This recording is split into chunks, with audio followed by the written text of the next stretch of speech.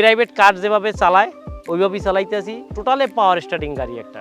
আমি বাড়িতে বইয়া অ্যান্ড্রয়েডে দেখতে পারি, জিপিএস সিস্টেম আছে, তো এই ধরনের অনেক কিছু সুবিধা আছে এই গাড়িতে।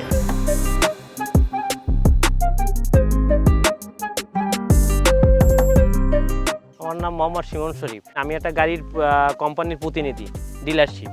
কিন্তু আমার ওই কোম্পানিরও গাড়ি আছে, কিন্তু ওই গাড়ি দিয়ে আমি লাভবান না, টোটালে আমি জিরো।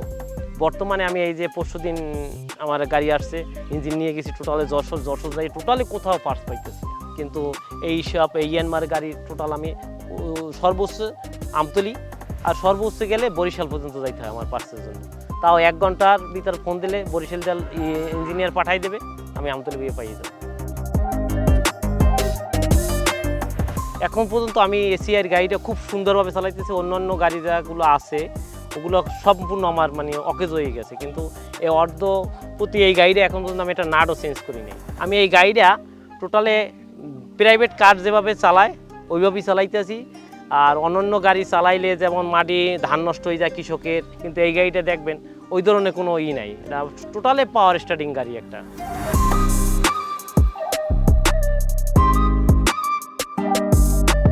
অন্যান্য গাড়ি যেগুলো আছে চায়না, ইনকেস একটা বেয়ারিং গেলে করে কি ড্রাইভারের সামনে পড়ে না ওই বেয়ারিংটা, যে বেয়ারিংটা গেছে, ওই বেয়ারিংয়ের পরিবর্তে একটার পরিবর্তে 5টা চলে যায়।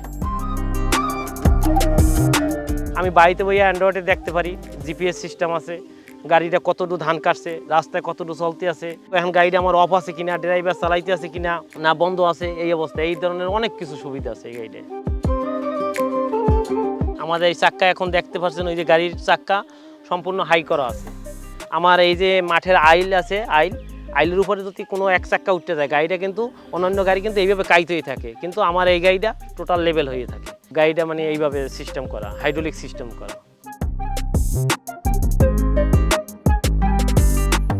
আমার জানা মতে যে চাইনিজ গাড়িগুলো যেগুলো আছে ওগুলোর প্রত্যেকের এসএসডি পাম্প গেছে, কেউ ফুল পাম্প চলে যায়, কেউ ইঞ্জিন বাত হয়ে যায়, কেউ ক্রাঙ্ক বাত হয়ে যায়।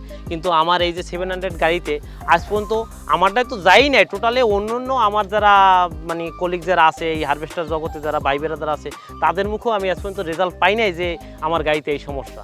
চাইনিজ যে গাড়িগুলো আছে এগুলোর দিয়ে প্রত্যেকে ধ্বংস। যদি কোনো সরকারি গাড়ি ভর্তুকি কেউ নেয়, যেন একটু বেশি টাকা দিয়ে যেন 700 গাড়ি নেয়, চাইনিজ গাড়ি যেন না নেয়।